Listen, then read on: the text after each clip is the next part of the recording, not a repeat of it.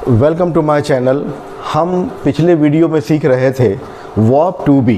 Verb to be मतलब is, am और are का यूज़, जिसका अर्थ होता है होना। इज़ मतलब है, एम यानी हूँ और आर यानी हैं। तो जब कभी हम किसी व्यक्ति के होने के बारे में बताते हैं, उसके अस्तित्व और उसके वजूद के बारे में हम बताते हैं, तो हमें वर्ब टू बी का यूज़ करना होता है। और ये सेंटेंस हमारा नेगेटिव फॉर्म में और इंटरोगेटिव फॉर्म में जब हम क्रिएट करते हैं, फॉर्म करते हैं, तो हमारा इंग्लिश स्पीकिंग का जो एक फ़ेज़ है वो हमारा कंप्लीट होता है। आइए देखें वो फेज़ हमारा किस तरह से कंप्लीट होता है और ये सेंटेंसेस का फॉर्मेशन कैसा होता है। हमने कुछ एग्जाम्पल लिख रखे हैं यहाँ पर।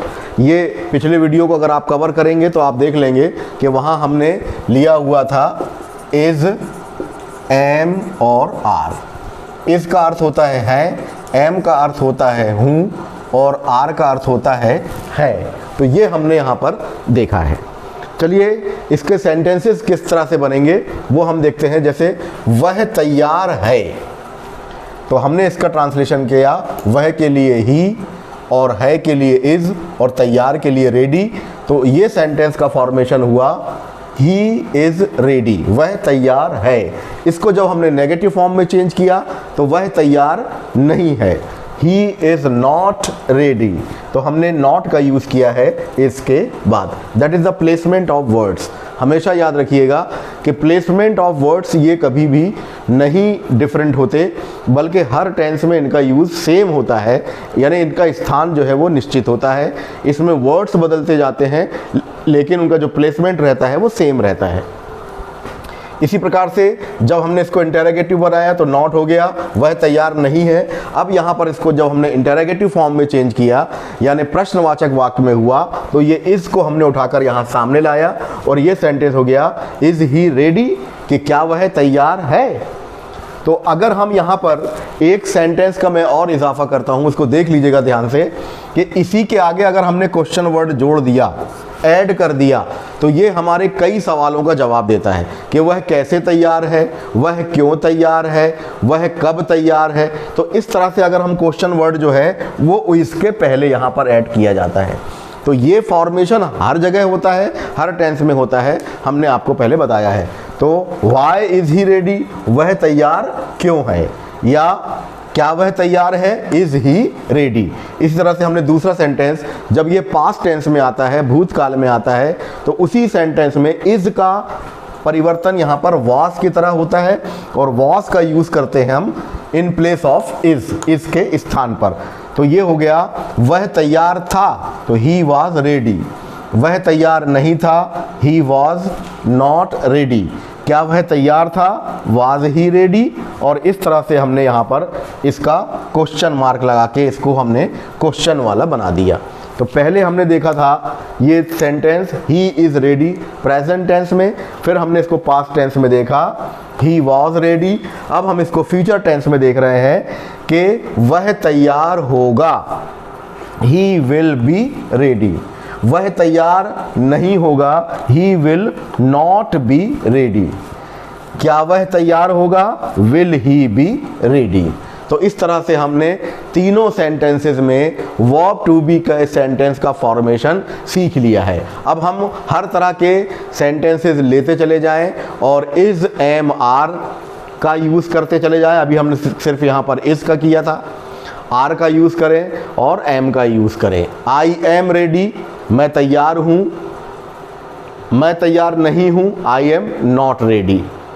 क्या मैं तैयार हूँ, एम आई रेडी। इस तरह से वे तैयार है, दे आर रेडी। वे तैयार नहीं है, दे आर नॉट रेडी। क्या वे तैयार हैं, आर दे रेडी। तो इस तरह से हम इन सेंटेंसेस में इजाफा करते चले जाएंगे। जो सेंटेंस की जो बनावट है, स्ट्रक्चर है, वो इसी तरह होगा।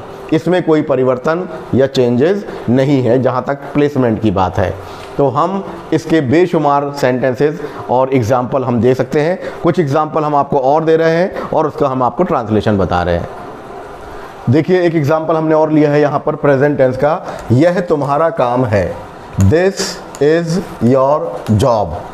यह तुम्हारा काम नहीं है, this is not your job. इस तरह से क्या यह तुम्हारा काम है, इज़ दिस योर जॉब। तो इस तरह से सेंटेंसेस हम वर्ब टू बी वाले बेशुमार बना सकते हैं। इसी को हम पास्ट टेंस में चेंज करेंगे तो देखिएगा कैसा होगा। जहां हमने इज़ काम किया है, लगाया है, वहां हम वाज का यूज़ करेंगे। क्या यह तुम्हारा काम था, दिस वॉज योर जॉब। क्या यह तुम्हारा काम नहीं था, this was not your job. क्या यह तुम्हारा काम था, वॉज दिस योर जॉब।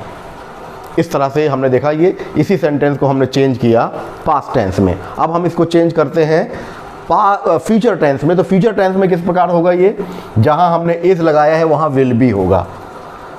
यह तुम्हारा काम होगा, this will be your job. यह तुम्हारा काम नहीं होगा, this will not be your job. जो पिछले सेंटेंसेस अभी हमने इसके पहले लिखे थे उनको निकाल कर देख लें और इसके बाद में हम इसकी एक्सरसाइज करते चले जाएं। क्या यह तुम्हारा काम होगा, विल दिस बी।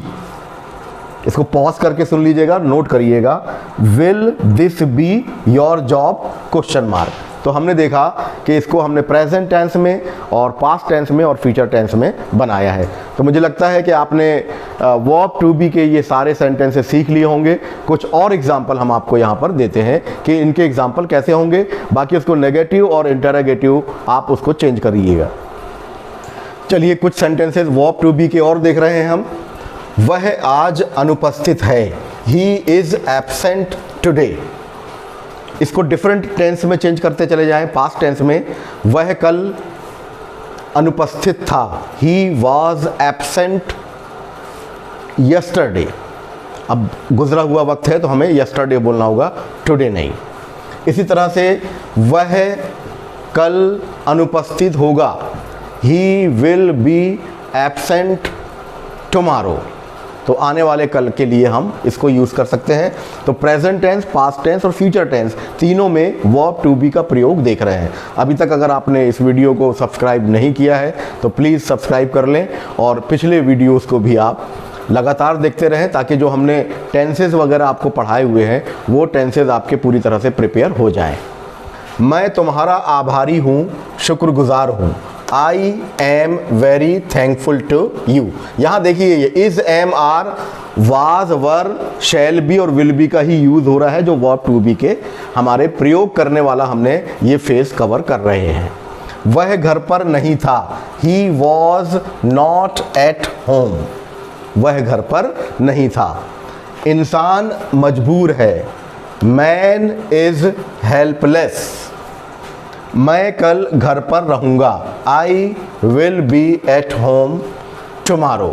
तो जब आने वाले कल की बात करते हैं तो हम टुमारो कहते हैं। जब गुजरा हुआ कल होता है तो वह यस्टरडे होता है। तो ये आप इसको जानते होंगे। तो इस तरह से हमने देखा वर्ब टू बी।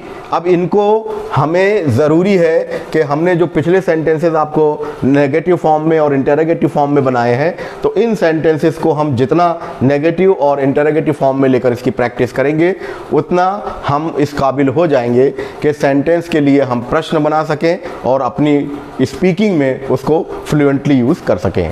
तो आपने अभी तक सब्सक्राइब नहीं किया तो एक बार फिर से आपसे गुजारिश है कि वीडियो सब्सक्राइब करें, शेयर करें, लाइक करें। और अगर आपके कुछ सुझाव हों, सजेशंस हों या क्या आप देखना चाहते हैं तो वो अगर आपको क्या और कमियां लग रही हैं तो सारी चीज़ें अगर आप कमेंट्स बॉक्स में लिख देंगे तो हम उसको वैसे ही प्रिपेयर करने की कोशिश करेंगे। ये वीडियोस हम स्टेप बाय स्टेप आप लोगों के लिए लेकर आ रहे हैं ताकि हम अंग्रेज़ी में परफेक्ट हो जाएं, हमारी ज़बान परफेक्ट हो जाए, हमारी पर्सनैलिटी डेवलप हो जाए और हम अपनी ज़िंदगी में कामयाब हों, सफल हों। ज़बान का होना ज़रूरी है किसी भी चीज़ की कामयाबी के लिए, उसका परफेक्शन होना ज़रूरी है। और इस तरह से हम आपके डिफरेंट, अभी हम एक और भी अलग अलग फेज़ में अलग अलग चीज़ें जो इंटरेस्टिंग चीज़ें हैं अंग्रेज़ी की जो हमारे लिए कई बार एक मुश्किल खड़ी कर देती है वो सारी की सारी आप बारी बारी से आपके बीच में लाते रहेंगे। तो प्लीज़ आप इसको सब्सक्राइब करें, लाइक करें और शेयर करें। Thank you for watching me.